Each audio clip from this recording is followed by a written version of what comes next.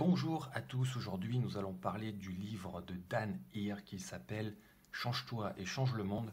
C'est un livre que j'ai lu récemment, qui est un livre de développement personnel et qui est un livre qui je trouve est très différent de tous les bouquins de dev perso que j'ai pu lire jusqu'à maintenant. Et je voulais vous partager 5 techniques que propose ce livre, qui sont des techniques pratiques, faciles à mettre en œuvre dans sa vie et qui peuvent vraiment vous aider à supprimer des blocages et à évoluer plus facilement dans votre vie. J'expérimente personnellement ces techniques quasiment toutes les semaines et ça fonctionne du feu de Dieu. Donc je trouvais vraiment sympa de pouvoir vous les partager aujourd'hui.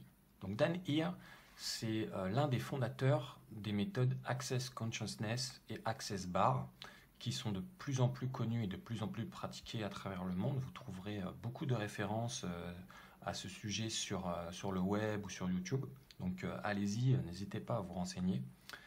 Et donc il a écrit ce bouquin. La première technique, c'est tout simplement se parler à soi-même sous la forme de questions. Je m'explique avec un exemple.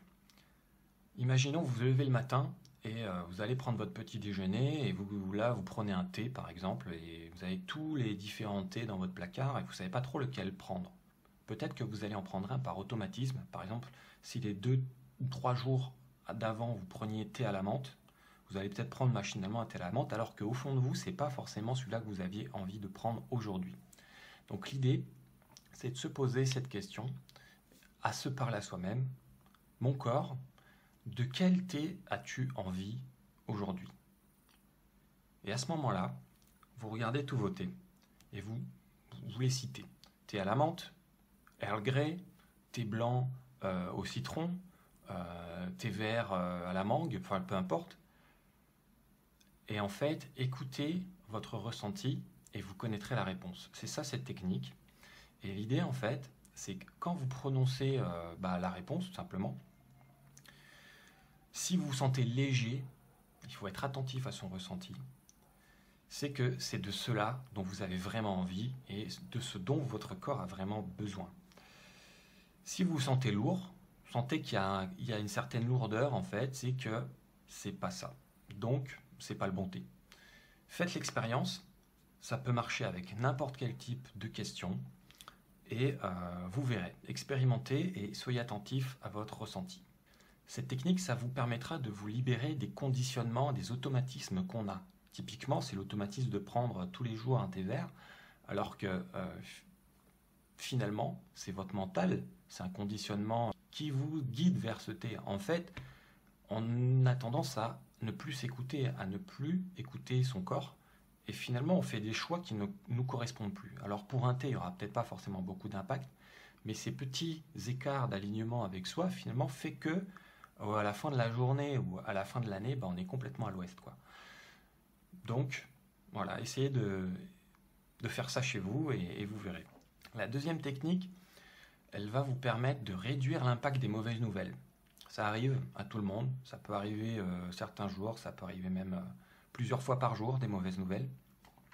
Comment fait-on pour que ça ne nous impacte pas personnellement dans notre émotionnel, que ça ne nous plonge pas soit dans la tristesse, soit dans la colère, soit dans un sentiment de déprime, des émotions négatives finalement? L'idée, écoutez cette métaphore. Quand vous jetez un caillou dans la mer, dans l'océan, qu'est-ce qui se passe? Vous jetez le caillou arrive à la surface, qu'est-ce qui se passe? Au final, pas grand-chose. Parce que l'onde de choc du caillou par rapport à un océan qui fait des dizaines de milliers de kilomètres de long et milliers de kilomètres carrés, il n'y a pas vraiment beaucoup d'impact visible. C'est juste un petit grain de poussière finalement dans l'océan qu'on a jeté. Par contre, si vous prenez un dé à coudre rempli d'eau, au ras-bord, et vous laissez tomber une goutte d'eau, qu'est-ce qui va se passer? L'eau va déborder. Et il va y avoir plein de projections de partout. Et peut-être que le dé à coudre, il va perdre, si c'est une grosse goutte d'eau, il va peut-être perdre le tiers ou la moitié de sa contenance, puisque tout va s'éparpiller. Donc l'idée, c'est d'essayer de réfléchir et de s'imaginer. Non, n'essayez pas de réfléchir, au contraire, c'est de s'imaginer d'être à la place d'un océan. Et quand vous recevez une mauvaise nouvelle, c'est comme si on vous jetait cette petite pierre dans votre océan intérieur. Et finalement, qu'est-ce qui va arriver à ce moment-là? Pas grand-chose. Puisque vous êtes tellement immense à l'intérieur de vous que ces mauvaises nouvelles ne vous impactent plus.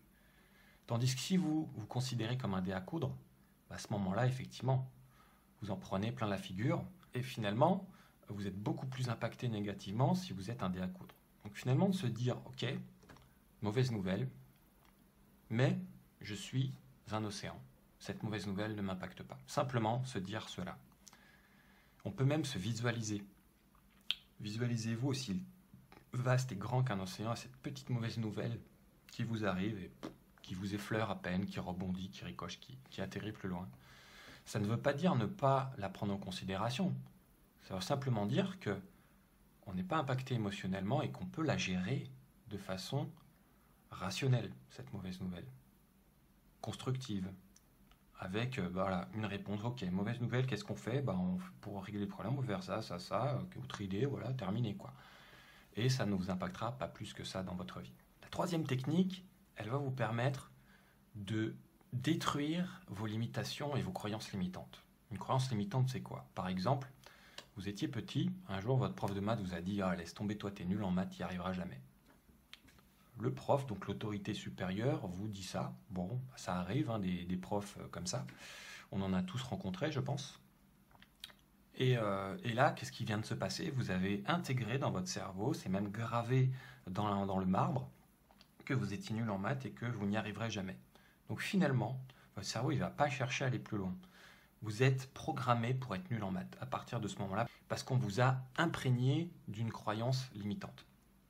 Une limitation, c'est un peu du même style, mais plutôt des choses qui sont plutôt de l'ordre de l'inconscient. Prenons un exemple. Vous avez peur des araignées. Étant enfant, soit vous avez fait une blague avec une araignée, ou alors vous êtes tombé nez à nez avec une araignée, vous avez eu la frousse de votre vie, et depuis ce jour-là, vous ne supportez pas la présence d'une araignée dans la pièce. Donc il y en a beaucoup, hein, c'est l'arachnophobie, il y a beaucoup de gens qui ont peur des araignées, c'est juste un exemple. Hein,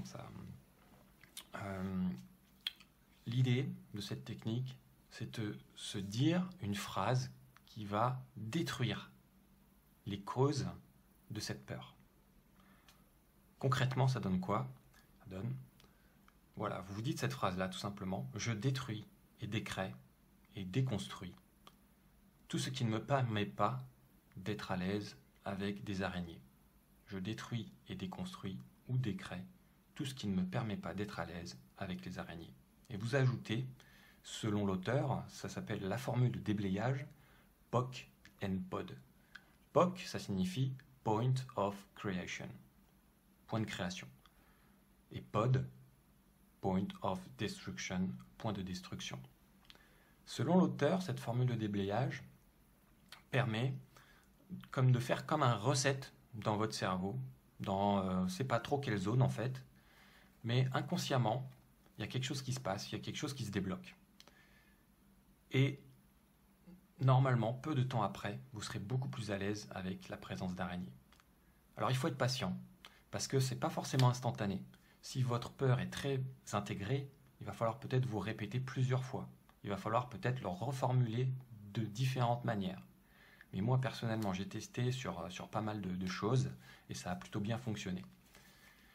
Un autre exemple, vous êtes souvent en colère et vous en avez marre d'être en colère parce qu'après, vous sentez mal, vous regrettez, vous avez fait du mal aux autres. Et donc, ce que vous pouvez dire, tout ce qui ne me permet pas d'être bienveillant et d'éviter d'être en colère, je le détruis et le déconstruis maintenant. POC and POD. Et vous pouvez ajouter merci. Vous vous remerciez. Voilà, vous faites une demande personnelle, votre inconscient il va bosser tout seul, vous lui posez une question, ne cherchez pas à trouver la réponse. Ne cherchez surtout pas à trouver la réponse. Ça va se faire naturellement, en fait. Vous faites un recette. Et ça fonctionne avec n'importe quel type de problème, n'importe quel type de question. Vous pouvez vraiment imaginer tout ce que vous voulez. Un dernier exemple rapide, vous avez mal quelque part, par exemple vous avez mal au dos, vous ne savez pas trop à quoi c'est, soit vous êtes mal tenu, soit vous êtes tombé, soit c'est parce que vous ne faites pas assez de sport, peu importe. Vous pouvez dire simplement, tout ce qui ne me permet pas de libérer ces énergies qui me font souffrir, avec mon mal de dos, qu'elles m'appartiennent ou qu'elles ne m'appartiennent pas, je le détruis et le déconstruis maintenant. POC and POD. Pourquoi je dis qu'elles m'appartiennent ou pas? Parce que ce mal de dos, il peut être causé par une posture qui vous est propre, mais ça peut être causé par exemple, du stress que quelqu'un d'autre vous a mis sur le dos, qui a créé des tensions, qui finalement a causé ces douleurs. Donc finalement, c'est quelque chose qui ne vous appartient pas, qui vous cause des douleurs, c'est un peu chiant quand même. Et il y a beaucoup de choses qui se passent comme ça en fait. Il y a beaucoup de souffrances qui ne nous sont pas dues, mais qu'on n'arrive pas à gérer, qui ne nous appartiennent pas, mais qu'on peut, grâce à cette technique, se débarrasser. Quatrième technique, c'est la technique de l'abaissement des barrières. Abaisser ces barrières, c'est quoi? C'est toutes les armures qu'on s'est mis au fur et à mesure qu'on a avancé dans notre vie pour se protéger. Parce qu'à bout d'un moment, à certaines étapes de notre vie, on a eu des traumatismes, petits ou grands, on a eu des déceptions, on a eu des choses qui nous ont vraiment impactés. Et pour se protéger de ces souffrances, on s'est mis des barrières. Par exemple, typique, grosse déception amoureuse, vous décidez d'arrêter de rencontrer des gens parce que vous ne souhaitez plus tomber amoureux, parce que ça vous a fait trop souffrir. Donc vous allez vous mettre des barrières psychologiques pour éviter d'entrer dans de nouvelles relations. Ça peut être un exemple. Le problème, c'est que vous coupez de plein de choses géniales dans la vie en voulant vous protéger. Donc, l'idée, en fait, c'est, grâce à cette technique, vous allez pouvoir développer la meilleure des barrières qui soit, c'est-à-dire l'absence de barrières. Ça s'appelle la vulnérabilité, donc l'auteur parle de ça. La vulnérabilité, c'est la plus grande liberté et en même temps la plus grande protection que vous puissiez avoir. Parce que quand vous êtes vulnérable, finalement, vous n'avez plus aucune accroche par rapport aux agressions extérieures. S'il y a une barrière, c'est facile de la casser, de l'enjamber. S'il y a des grillages, on peut le couper. Donc il y a des choses à attaquer. Il n'y a pas de barrière. Qu'est-ce que vous voulez attaquer? Il n'y a plus rien à attaquer. Finalement, si vous vous dites tous les matins, j'abaisse mes barrières et j'accepte ma vulnérabilité. Voilà. Vous êtes pleinement fragile, vous êtes avec toute votre vulnérabilité, votre sensibilité. Et si vous rencontrez des agressions, avec peut-être dans le travail, des clients qui sont agressifs ou vos patrons, peu importe, ça n'a plus aucune emprise sur vous.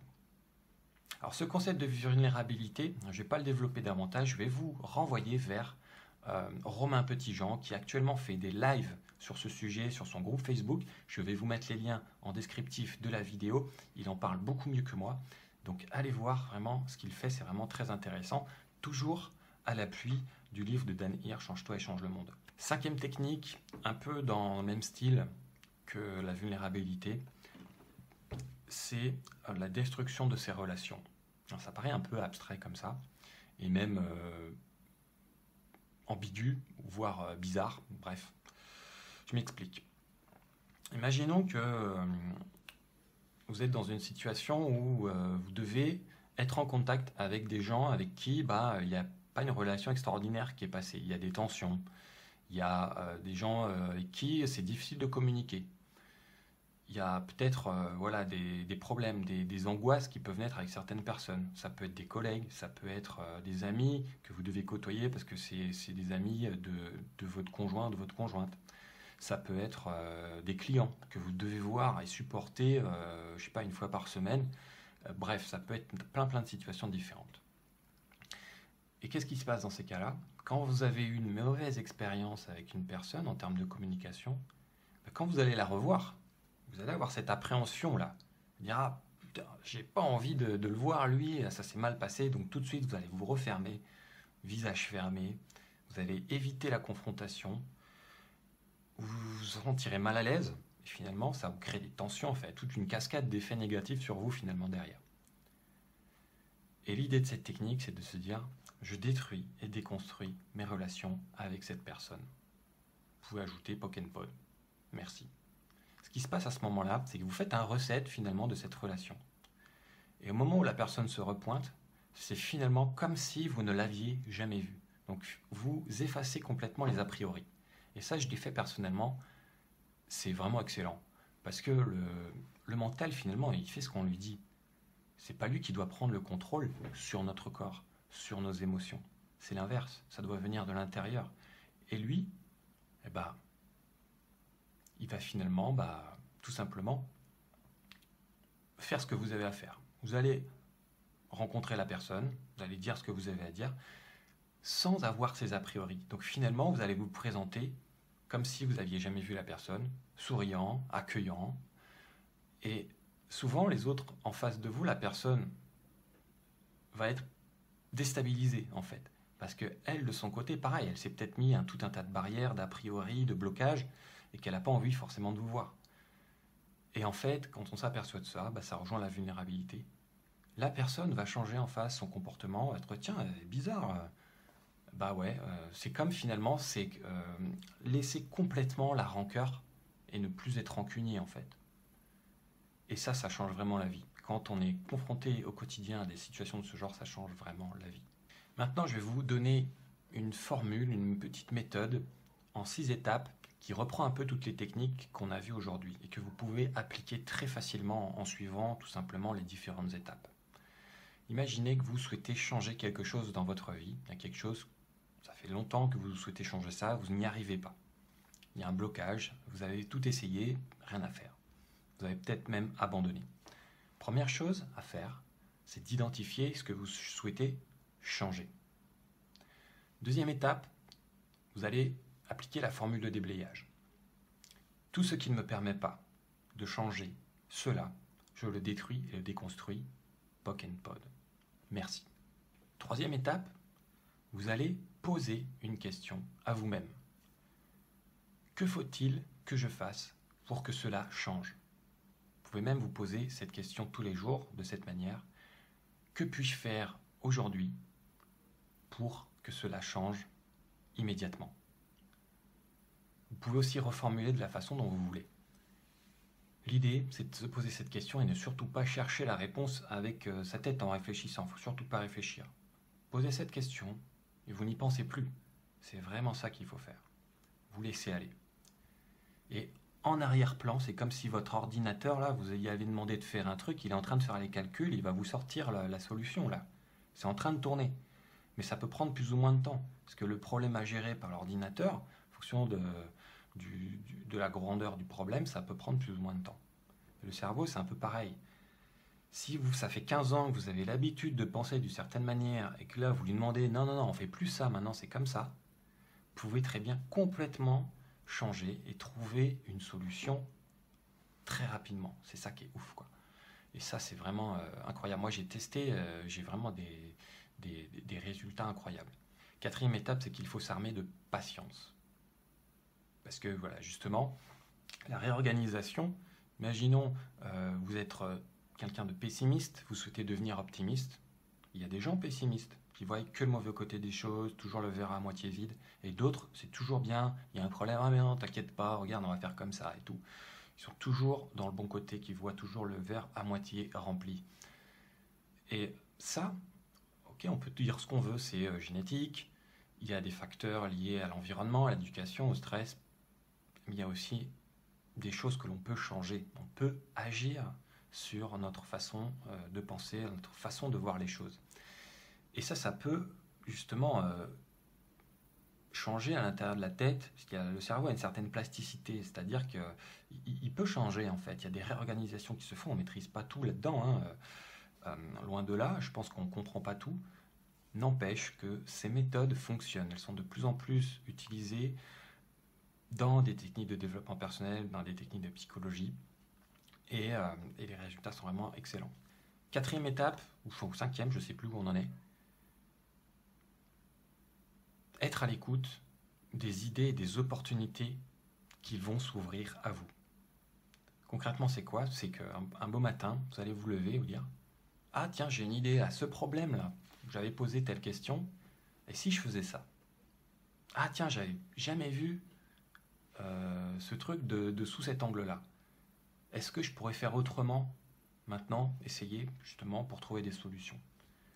Ah tiens, est-ce que j'écrirais pas un mail à telle personne qui a fait une conférence sur tel truc qui m'a ouvert l'esprit sur cette question. Et voilà, ça c'est l'opportunité, c'est l'idée qui arrive en fait comme la solution à votre question, la proposition que vous avez demandé à vous-même. Et ça c'est vraiment magique, c'est le côté magique en fait, parce que un truc qui ne vient pas d'une réflexion, d'une analyse consciente du mental, se pointe comme ça. Et c'est vraiment ça l'idée, c'est de faire appel un peu à cet inconscient qui va vous donner une solution. Et à partir de ce moment-là, la dernière étape, c'est quoi? C'est de passer à l'action. C'est faire de cette opportunité une réalité. Et finalement, si vous avez un mail à envoyer, envoyez-le. Si vous avez une idée d'aborder la question, de faire quelque chose autrement, d'une façon que vous n'avez jamais fait, faites-le. Il faut passer à l'action. C'est comme ça que votre problème va être réglé. Dernière étape, il faut s'apprêter à recevoir. Parce que cette technique est très puissante. Si vous l'appliquez à tous vos problèmes, ça peut vraiment changer considérablement votre façon de voir les choses, votre vie, votre façon d'être, votre manière d'être, votre développement personnel, votre évolution, votre épanouissement. C'est vraiment très très puissant. Et ce qui se passe, c'est qu'il ne faut pas bloquer justement ce que vous allez recevoir. Toutes ces solutions qui vont arriver, tous ces problèmes qui vont se régler, il faut les accepter. Il faut les recevoir, je dirais, si vous êtes fermé justement, vous êtes quelqu'un qui donnait beaucoup, qui est généreux, mais qui n'acceptait pas l'aide des autres, qui a du mal à accepter un cadeau par exemple, qui est toujours gêné par rapport à si quelqu'un vous aide pour faire telle ou telle tâche. Il faut être conscient de s'ouvrir à ça. Et tout simplement, c'est dire, ok, j'accepte de recevoir, merci. Je me respecte, j'ai beaucoup d'estime pour moi, je mérite le meilleur, et donc j'accepte. Je trouve des solutions pour moi, l'aide des autres m'accompagne, je suis connecté à de nouvelles possibilités, et j'accepte d'avoir quelque chose de merveilleux pour moi, de génial, de beaucoup plus grand, et je peux voir après beaucoup plus loin dans ma vie. Voilà. Ce que je peux vous conseiller maintenant, c'est de lire le bouquin, qui est vraiment génial. Vous le trouverez, je pense, dans toutes les librairies ou sur Internet. Je vais vous mettre les références en descriptif de l'épisode. J'espère en tout cas que ce petit épisode, ce petit résumé du bouquin, de ce qui m'a paru vraiment essentiel, et il n'y a pas que ça, il y a encore des milliers de trucs à voir que je ne peux pas tout dire parce que la vidéo sera beaucoup trop longue, et ça c'est vraiment la crème, je dirais, de moi, ce que j'ai retenu et ce que j'utilise après avoir lu ce livre. Voilà, n'hésitez pas, et je serais vraiment très content si vous participez à me dire ce que vous en pensez en commentaire, si vous avez fait des tests, si ça a marché ou pas, si vous trouvez vraiment que c'est de la merde. Dans ce cas, je serais vraiment curieux de voir votre retour d'expérience, et peut-être je pourrais aussi rebondir sur d'autres techniques si vous butez sur certaines. Voilà, le petit geste avant de fermer cette vidéo, mettez un petit like, ça me fait très plaisir, et partagez la vidéo à vos amis. Aux réseaux sociaux, c'est la meilleure façon de pouvoir diffuser ces messages pour que y ait plus de monde qui soit épanoui dans leur vie. Merci.